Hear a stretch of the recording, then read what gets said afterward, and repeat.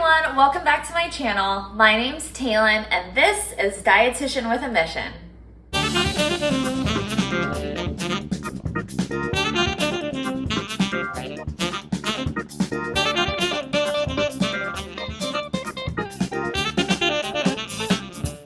Today our featured ingredient are summer squash.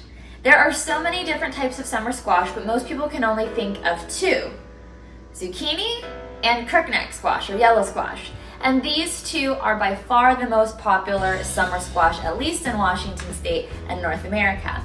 But there are about 7 different types of summer squash. Now I couldn't find all of these for you today, but I was able to find a Romanesco squash. This is commonly used in Mexican cuisine. It's also known as a costas squash as well. These squash can come in a variety of sizes. Typically, they're harvested at a smaller to medium length. This is going to keep the flesh tender, the seeds minimal, and the inside nice and sweet. However, you can find squash harvested in a much larger size, and if you're growing your own squash, you can choose to grow this double or even triple the size that I have here. For today's recipe, we are making succotash. Succotash is a spin-off of a Native American dish that uses the 3 sisters, known as squash, corn, and beans. Our squash of choice today is going to be zucchini, but feel free to use any of the summer squashes available in your area. Let me introduce you to our ingredients. In addition to 2 squash or zucchini, we will be using a pound of baby lima beans. I choose to purchase the lima beans in the frozen section, and depending on the store you go to, you may find these in only 12-ounce bags, and that's fine. 12 to 16 ounces for this recipe will work just splendidly. We also have 3 cobs of corn. Now, I highly recommend you use fresh corn kernels from the cob, particularly sweet corn. It's really going to be a game changer for this recipe. If you don't have access to this, or if it's not in season, go ahead and use frozen corn, as the sweetness and the freshness is really captured well when the corn kernels are originally frozen. If that is not an option, then feel free to use canned corn, but I would save that as a last-ditch effort. When you are storing your corn, be careful to not store it in the fridge for too long. Because of the moisture, the outside of the husks can develop some mold to it, but that's okay because we're going to be removing this, and as long as the kernels are fine on the inside, you're free to continue to use your corn. Go ahead and shuck your corn, remove as much of the silk strands as possible, and wash it, and be sure to wash your zucchini as well. We'll also use about a handful of fresh parsley. I like to use flat leaf parsley. It's just a personal preference. And then we'll also be using fresh basil as well as dried basil. Why both? Why not both? That's the question. I want this to be really flavorful for everyone. We'll also use about 4 cloves of garlic. And I'm always a fan of using large cloves of garlic. We'll use the juice of half a lemon, and a very unique ingredient for my recipes, we'll be using bacon. As you know, I really promote plant-forward recipes, and that's what the mission of this channel is. However, if we want to use some animal-based products to zhuzh up a recipe, that's totally acceptable. If you are not using bacon, at least not pork bacon, you can substitute for turkey bacon, and if not turkey bacon, you can substitute it for tempeh bacon. However, you're going to need to adjust the butter content of this recipe because we do use a little bit of the remaining grease from the bacon in this dish. In addition to the ingredients you see here, we'll also be using a little bit of chicken stock as well as salt and pepper to taste. Let's make our mise en place. Our mise en place, as a reminder, is when we prep all of our ingredients. Sometimes the recipe lists on your recipe cards will be listed with the ingredients already prepped, and sometimes the prepping is part of the instructions. So pay attention to that if you're in a time crunch. As you can see, I'm removing the corn kernels from the cob. It's a bit of a mess, so if you've got any pets around, feel free to invite them over to pick up the scraps.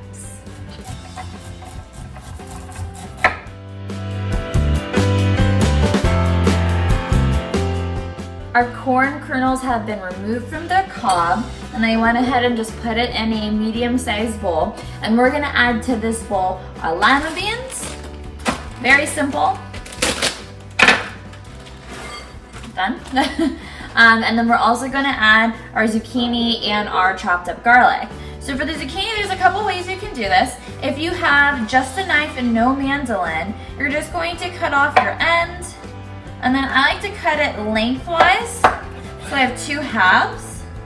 And if you want them really small pieces, uniform in size with your lima beans, go ahead and quarter them. If you want it a little bit larger of a piece, just to give your dish some texture rather than full uniformity, you can go ahead and just slice them into half moons. You don't want them super, super thin, as they might cook too fast. You can use maybe a centimeter or so thickness. Okay, and then just kind of slice like this. You'll get half moons.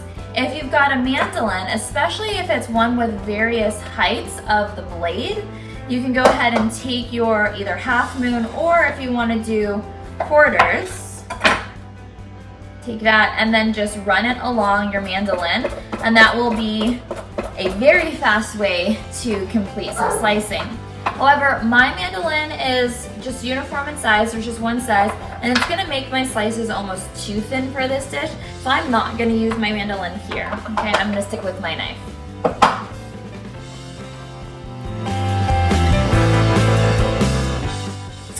Okay, let's mince up our garlic. I've got 4 large cloves of garlic. Apparently I had a hitchhiker, so 5. And we're just gonna use the flat end of our knife and press firmly down on our knife to break that skin off, and it should just pop right off. It's the easiest way to do this. One time I was teaching kiddos in a summer cooking class how to pop garlic, and I told them that the garlic clove would just pop right out. Now I didn't literally mean like pop out, it's kind of a little bit of an exaggeration, but in this instance, it quite literally popped right out of the skin, and they were all so amazed. So needless to say, I did not show them how to do any more because I wanted to capture that excitement, and like the whole time they were all just trying to pop their garlic out of the skins. It was really cute. They got really excited to cook. So if you have kiddos at home and you're looking for a task for them to join you in the kitchen, have them pop the garlic out of the skins. If you're uncertain about their knife skills, you can buy a garlic press. And your garlic press will mince and chop and press your garlic into perfect pieces. Now for me, that's just extra cleanup, so I choose to not use a garlic press. So once we've done a fine cut one way, I'm just gonna gather all of my garlic clove pieces and cut the other way so that we don't have too large of chunks mixed in. Okay, here were the ends. They're a bit fibrous and hard to chew on, so we remove those. Okay, we're just gonna throw this in our bowl with our lima beans, our corn, and our squash. Okay, the only few things we have left to do is you can prep your parsley, prep your basil just by mincing it up, and you can juice half of your lemon. And then get ready to take 3 slices of your thick cut bacon of choice, pork, turkey, or tofu, and then throw that on your hot cast iron skillet or a Dutch oven. Place your crispy cooked bacon on a double-lined paper towel plate. This will help absorb some of the extra fat. Depending on how much fat is left over in your pan from your recipe, you can scoop out a couple of teaspoons to tablespoons of fat and dispose of that. You want to have enough fat so that your vegetables stick to the pan, but you certainly don't need this much. So I'm going to remove some of this. Okay, I'm going to turn my stove back on. I do not want all of the fat from the bacon to oxidize and just go into the air. So this is still pretty hot, but to test it, I can just put a piece of zucchini in there. Do I hear a sizzle? Yeah, I hear a sizzle. So you're just gonna add your whole bowl of vegetables to your pan.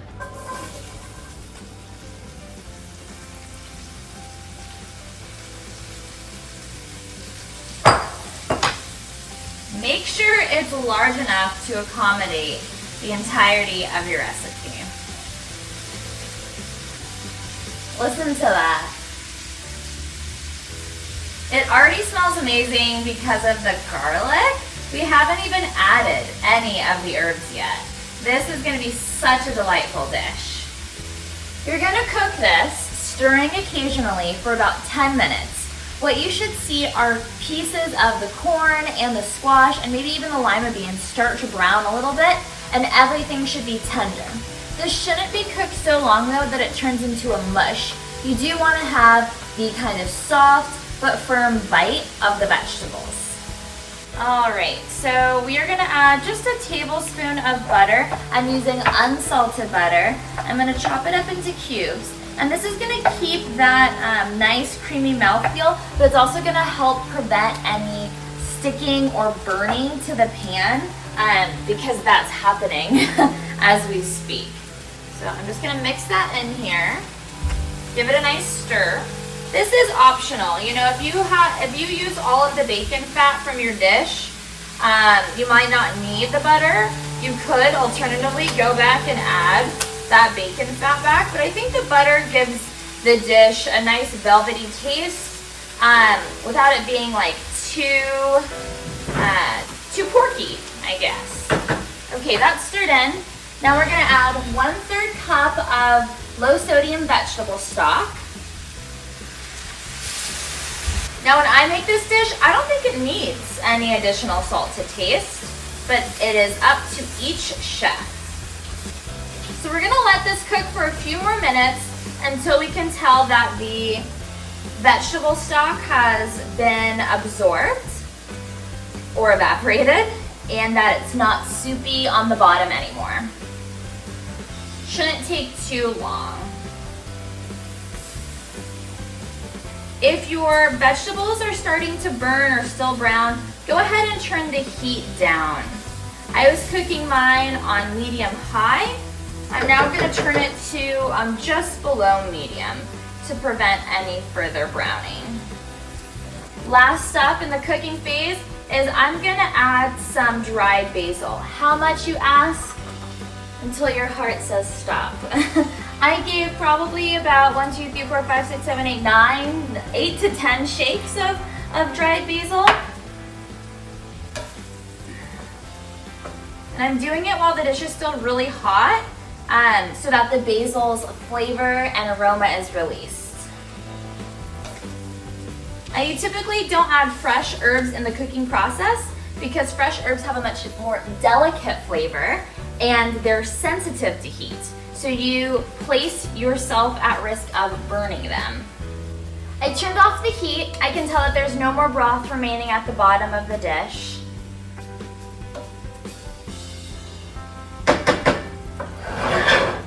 Okay, we are going to take our bacon, and you can be formal and cut it up with a knife, or you can just take your hands and crumble it.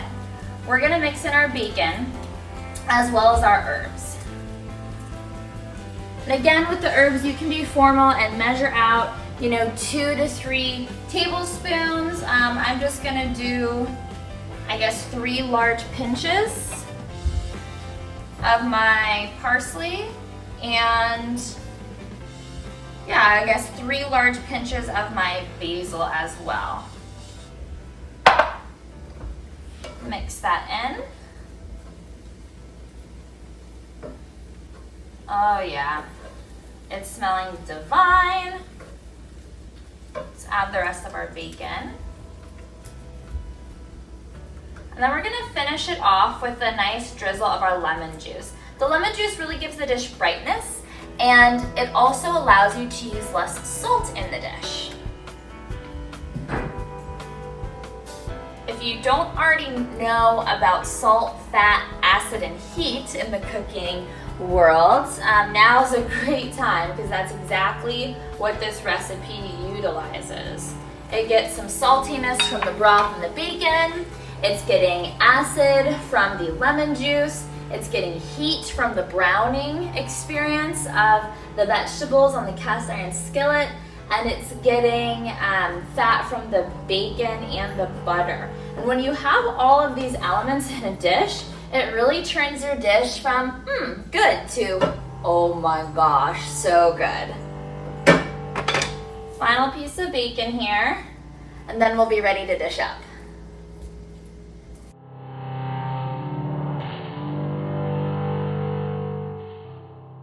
That's it, folks. Easy summer succotash. We turned cute little zucchinis into this delicious dish.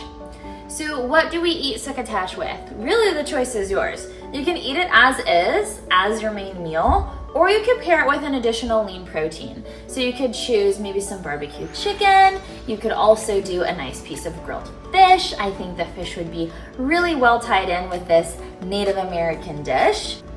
You can also choose marinated tofu or marinated seitan and throw that on the grill, and I think the smokiness of that would pair really nicely with this dish. I think even a fun idea for this is to eat it with an egg on top and have it as a breakfast item. Regardless of when you eat it or how you eat it, I hope you enjoy. Thanks for watching. Like, subscribe, share, and I'll see you next time. Oh, we forgot to taste it. Okay. A little bit of everything. See, all the veggies are nice and evenly cooked, but they're not turned into total mush. You could even decide to cook it for less time if you like that real nice, fresh bite. Mmm. Mmm. Mmm, mmm, mmm, mmm.